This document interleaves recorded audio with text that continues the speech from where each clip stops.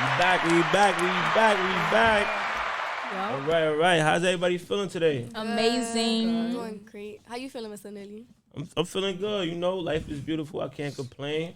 That's good. You got some great news to share with the whole YouTube community. Yo. You guys are all in your last year of middle school. Finally, Yes. oh my god, I'm so happy. Thank God.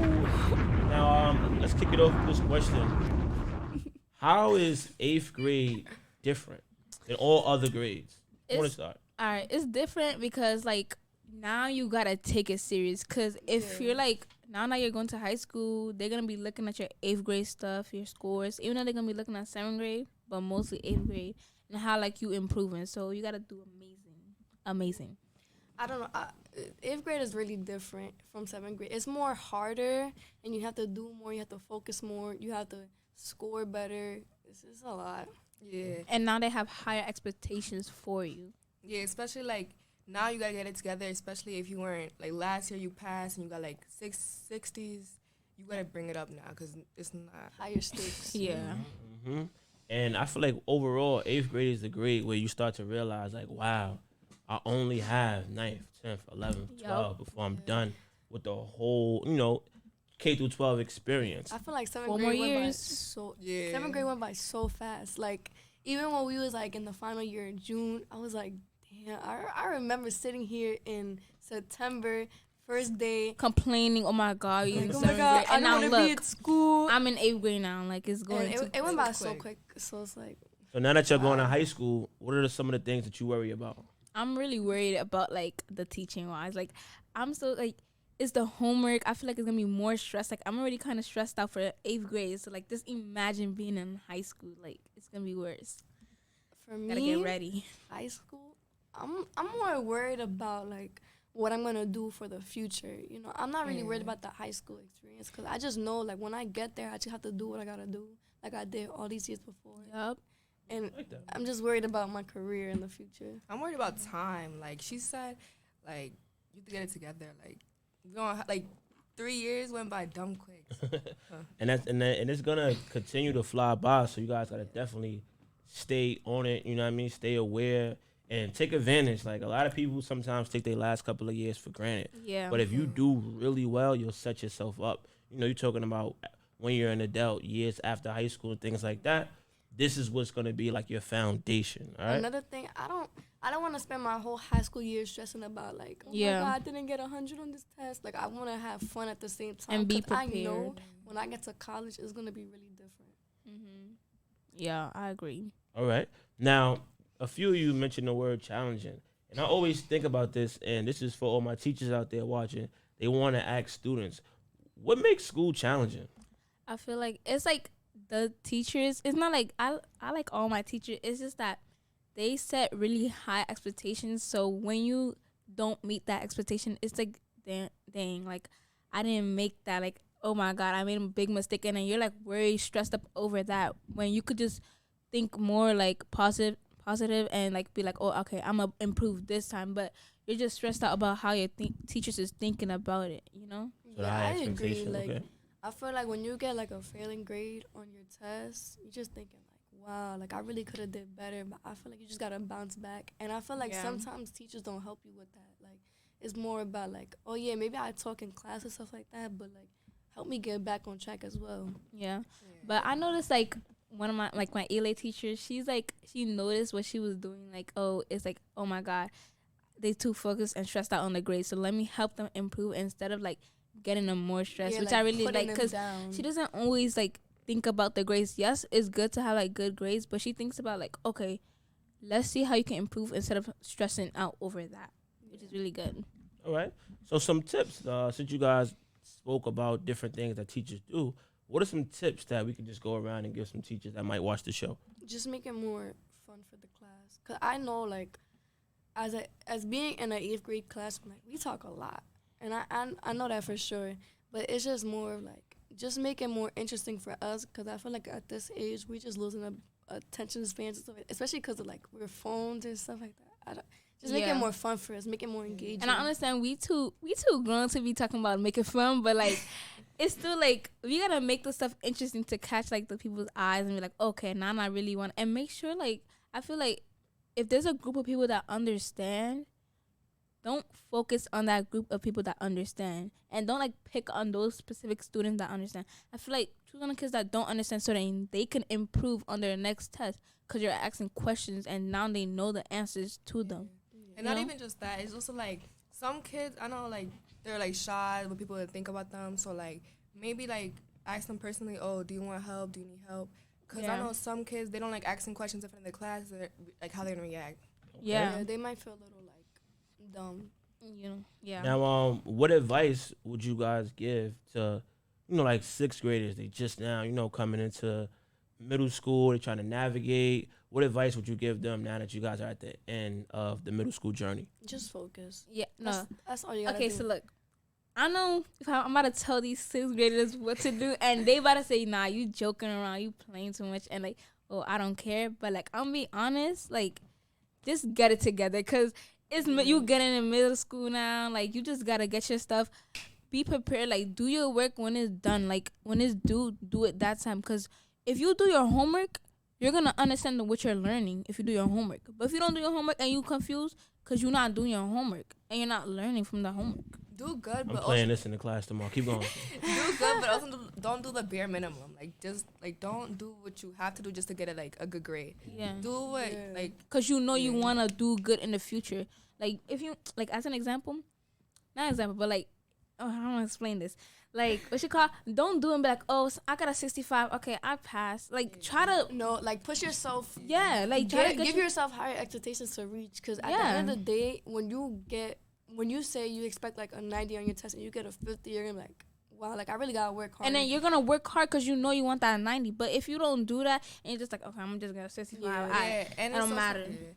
But it's also like not like D is like a D+ is passing, but you also gotta stay at standards. Like, you gotta get like And when you get into the the 8th grade, grade, it's kind of funny that you guys is coming at the teachers saying high expectations. I know, out. but it's like, I just asked, what advice would y'all give to middle schools, and y'all expectations is up here. I know. Different, so though. Can we agree high expectations is good? Yes, it's good, but to like, a certain extent. Yeah. To a certain extent. I feel like if you're pushing it, like, get 100 on that test, do this, that, it's unreasonable. Your expectations have to be realistic at least. Like, you're gonna fail at some point. Just like, but you just get back up, like, Yeah. And I feel like it's different from where I'm coming from when the teachers come from. Because the teachers be like, oh, why you ain't get this 85? Why you ain't get this 900? Like, okay, relax. 900 is crazy. Because if I get like a 90, okay, look, if I want myself to get a 90 and I get like a 60, I'm going to just try to improve little by little. But don't be trying to expect me from failing to getting 100 the next day, Like, it takes time. I feel like my advice to upcoming middle schoolers is just focus, listen to your teachers. When it comes to class time, like all your teachers are going to say, it's a time and place for everything. And I agree with that 100%. I feel like you have to know when it's time to, like, fool around and stuff like that. And just literally all you have to do, get your work done, and then you can fool around after. Because as soon as you get that work done, you already understand everything. You're chilling. Like, that's all you got to do. But, like, 6th grade, I feel like mad kids just fool around.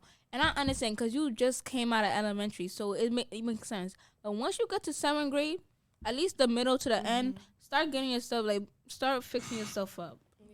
And remember, they watching, so you want to give stellar advice to the 6th graders, because I think, for me, once you come into 6th grade and you start, with those high expectations and having really good grades from the start, I feel like the rest of the grades just kind of gets a little easier because, 7th connects to 6th, 8th connects to 7th, high school connects to middle school. So if you just stay on that pathway, you'll be able to make the connections throughout all of the grades. And it don't even got to start in 6th grade, because not gonna lie, I was acting up in 6th grade. You could start 7th grade. You could even start 8th grade, just as long as you get your stuff together. What you mean you could start? Start what? Like getting it together, I feel like you could start thinking like, oh, 7, okay, now I'm in 7th grade. So what happens if I'm playing around too much and I failed trimester 1? And now get back on trimester 2. You gotta pass at least 2 trimesters. Like, I get the first one. Okay, we just got back from summer. Okay, you're still like pushing. Okay, one advice though. One advice for like every grade, no matter you in college, high school.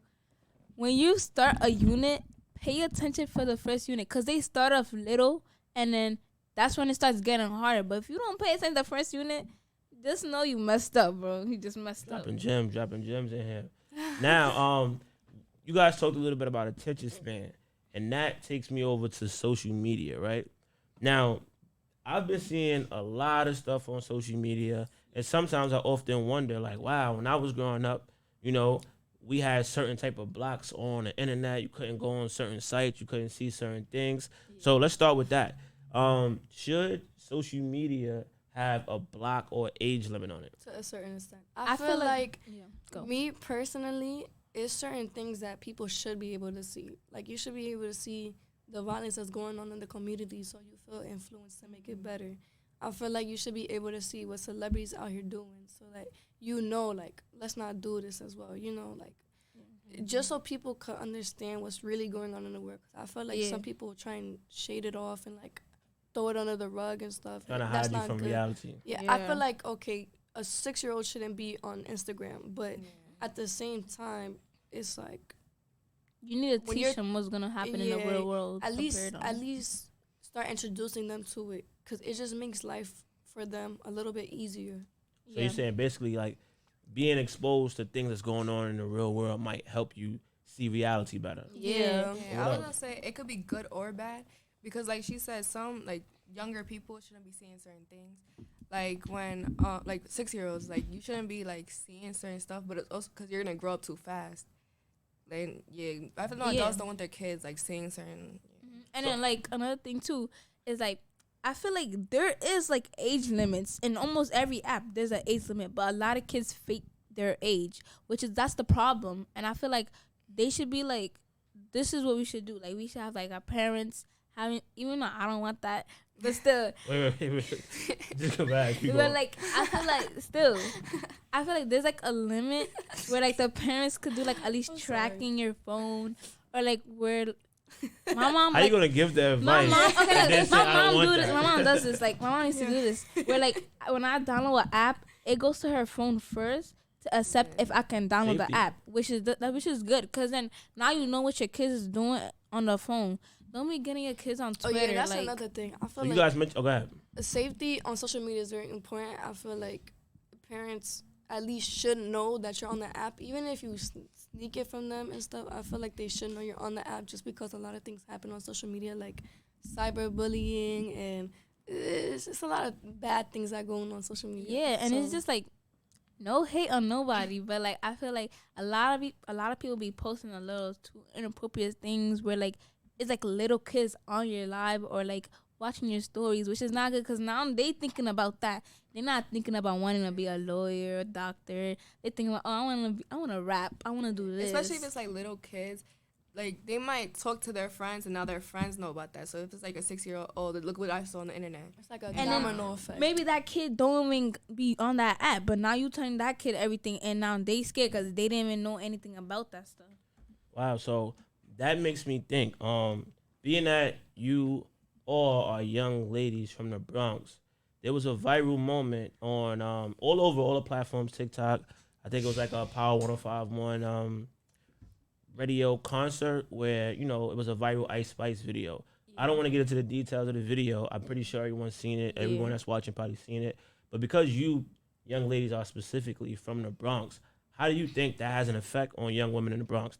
Like I said, like, this is gonna I'm not gonna hate on her because her music is good, but, like, it's just like a lot of kids get influenced off of that, and it's not it is a bad kind of a bad influence, but, like, it's like the kids now want to be doing rapping, talking about guns and all this stuff, and then now they don't think about being doctors, lawyers, all these other stuff, and then caring about their education and all this stuff, which is not good. And now the new generation is not going to be a good generation because they talking about rapping and all this stuff. And we're not going to have doctors. Who's going to be saving these kids? I feel like it just shows a bad image on the woman rapper community, because I feel like we kind of had to build. I'm not a rapper myself, but sound like you got to spit something. Yeah, make room for Haley out there, y'all. Nah, they built their, like, platform, like, from really long time ago and stuff, and I feel like it's just kind of going back from what we really, like, wanted to be and stuff. So we just wanted wanted to. Yeah, we just wanted to rap. We didn't want to, like, have this like image of us. And I you feel know? like another thing was like I feel like since Ice Spice is a woman, it does a lot of things now. And they say a lot of bad things of like to women's because now they thinking we like that, we just like her, or we wear these type of outfits and stuff, and then that's what they call us that. And now they gonna start thinking that's true because they proving it. Cause y'all proving it, y'all outside wearing stuff like. And follow up on what Haley said, like it puts like an image on us, and so it's like adding that to it. You know? Yeah, like you proving okay now they. Cause at first they were just saying stuff, and we all saying no, that's not true. But then now my girls outside wearing like not good outfit, like covering themselves, and now look, they gonna be like, okay, so what we were saying was correct. And one of the biggest things that I hear a lot of people talk about too is like we always want, you know, the youth to keep in mind that it's called the entertainment industry. Yeah. So like a lot of times people look at entertainers and they're like, this is what I want to be like. When I was younger, there was like gangster rappers, and I used to be like, oh yeah, you put my bandana on, I want to be so big and bad. But my mom used to pull me aside and she used to tell me like, I don't mind you listening to the music, but the same message I'm gonna share with you guys, she shared with me, which was, this is just entertainment. These guys might do off the wall stuff just to make the media talk and bloggers talk and everybody talking. So just remember that before you just jump into thinking this is what I want to do, this is what I want to be like. Remember that these people are here and they're just trying to entertain you. So we don't have to become what we see all the time, you know? Now, thinking about November, it is one of my favorite holidays. I don't know about y'all, but I like to eat Thanksgiving. We're packed up for Thanksgiving. I'm be eating good next week. Like, So before you wrap up the show, let's just go around. What are you thankful for right now, like in this moment of time? I'm just really thankful for like just everybody being around and just, you know, because there's always some days where like you're gonna feel down and there's someone right next to you just to give you a hug and just be next and you know just like support you throughout the times you're just stressing out. You know, So thankful for good people around you. yeah, That's dope. like my teachers and friends. I'm thankful for everything. I'm thankful for God. I'm thankful for the opportunities that I had. I'm thankful for everything. Everything is just, it's a one-time thing. And you just kind of have to appreciate it in the moment. Yeah. Especially because you never know like when something's gonna be gone. But I'm thankful for my family and the people I hang around. Cause some people be clowns every once in a while, but when it gets serious, they actually like, get it together and they actually try to make sure you're okay. Yeah. What's your favorite Thanksgiving holiday food? Hold on. You see, I got top 5. Oh, wow. Let's hear it. That's a lot. Okay, so number 1, I know a lot of people don't make it on holidays, but sancocho. Of course. Keep going. So good. Turkey, of course. It's probably like 5 though. I feel like it's too Let's high. hear your top 3. Top 3, This is your last one. Well, you was the last one. Your last one, yeah. sancocho, mashed potatoes, and chuleta. And okay, I got like one. It's like just mac and cheese, bro. Like it just be so good because I don't have it all the time, you know. Like I just have it once in a while. So like Thanksgiving coming and everybody's making mac and cheese, so why not? I'll do top 2 because I don't hear anything about the rain. Sancocho for sure because that's the best, and then second would be penne. Okay. All right. Me. Forgot about that. Now, before we get up out of here, what makes the Bronx a beautiful place?